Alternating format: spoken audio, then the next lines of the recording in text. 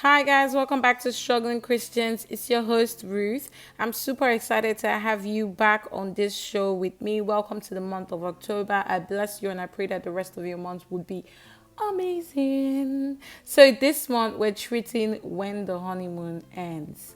I know I'm not talking about married people. I'm not talking about relationships. I am going to focus on one particular relationship though, but I'm basically talking about being a Christian. I'm talking about what it really takes to be a born again Christian.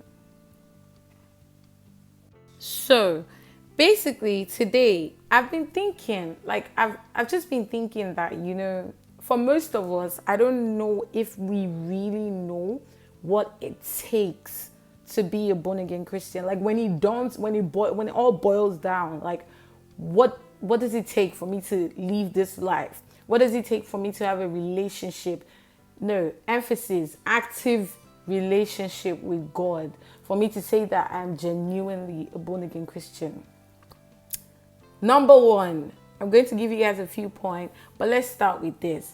Number one, you have to be intentional. See, there are lots of do's. Let's not even start with the don'ts. There are lots of do's in the Bible, and the Bible for Christians is basically the book that guides you on how to live your life. If it's scriptural, then it's real. If God says it, then it is sealed, it's done. Blessings, everything in the Bible, you can basically take it, claim it, and live your life that way.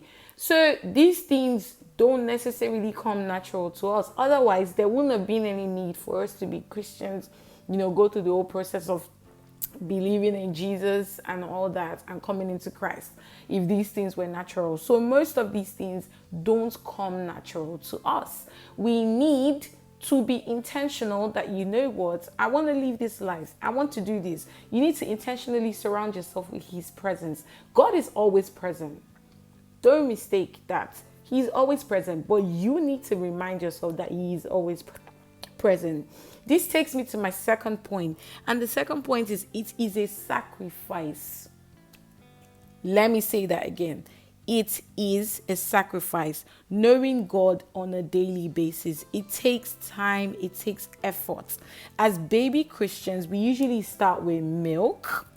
But as the time goes on, you have to mature and start eating meat. I think that's in Hebrews 5:12. It gets tougher, it gets harder. Are you ready to make the sacrifice? It's a conscious effort to give up all that you think is important to you today and now for God. It's a conscious effort to tell yourself, I don't want to live this life anymore. I want to now live for God. Spiritual maturity is real work. I don't care what anybody says. It really is not easy. Hence, struggling Christians. Because we are struggling every day to be better. There's nobody that is perfect. In the eyes of God, we have all sinned. We sin as we speak here and now. Through our thoughts, through our actions, even unconscious things that we do. So spiritual maturity is real work on our part.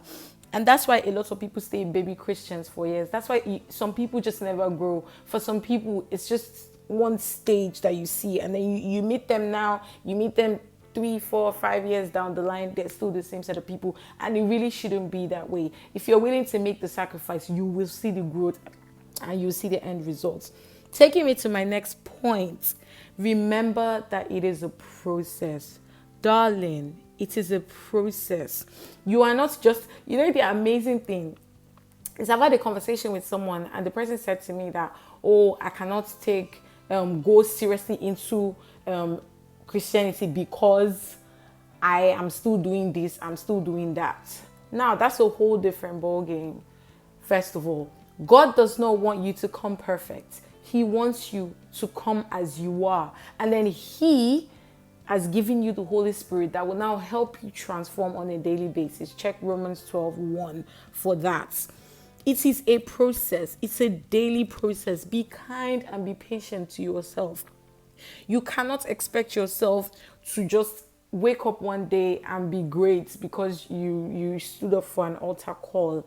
Make room for mistakes. Allow yourself grow. Allow the Holy Spirit teach you. Instead, when you make a mistake, Look out for what can I learn from this? What can I not do anymore? As opposed to beating yourself down and saying, I did this, I did that. We've all been there.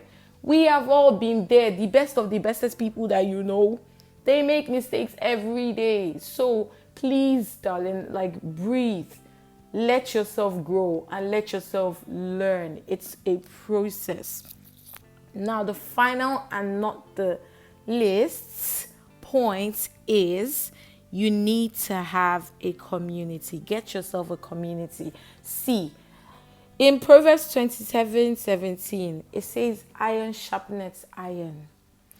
Surround yourself with like-minded people. Surround yourself with people that are motivated as you are. Surround yourself with people that will help you. Surround yourself with people that are on that same journey and on that same struggle that you are on. Only at that point will you have people that will check you. Surround yourself with people that will help you with conflicting emotions when these emotions come. Surround yourself with people that will love you. Surround yourself with people that will teach you how to love. Surround yourself with people that have your best interests at heart. And see, God is not a wicked God.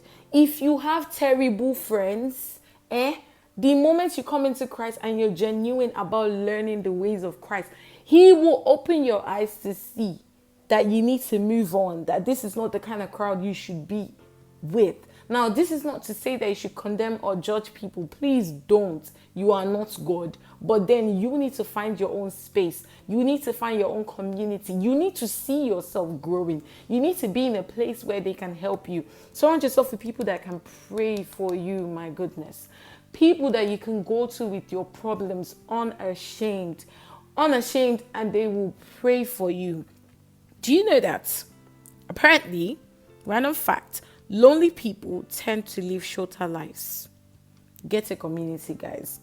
Please get a community. God created two people to multiply for a reason.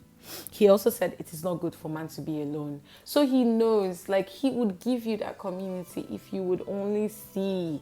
Like, do you know that lots of times where I've seen some sort of people, like maybe someone invited me to join a group chat or something, and I'm just like, oh, these people, wow. I don't know if I want to be involved in this kind of people. But then when I just give them a little space and I see some next level type of love, I see some next level things that I have never had the opportunity to experience in my life. Give people a chance. Get a good community. I don't know where I will be personally today if not for my communities. Emphasis on communities, because I have my church community, I have my struggling Christian community, I have my friends that they build an amazing community for me in itself. So guys, please, I hope that all that I've said makes sense. There are a lot more other things, and please feel free to come on board, comment, drop in your comments, tell us what you think, is important or holds weight to your Christian journey and to you really being a consistent born again Christian. Please share that with us. I know there are lots of other things, but these are just like the things that I think that have helped me, and I've seen that have helped other people as well. And I think that they're the foundation to get into other stages and understanding a lot more stuff. So thank you so much for listening. You don't want to miss the video for this month. Let's just say it's in the works, it's in the cooking. So thank you so much for joining us, and God bless you as you have an amazing day. Thank you.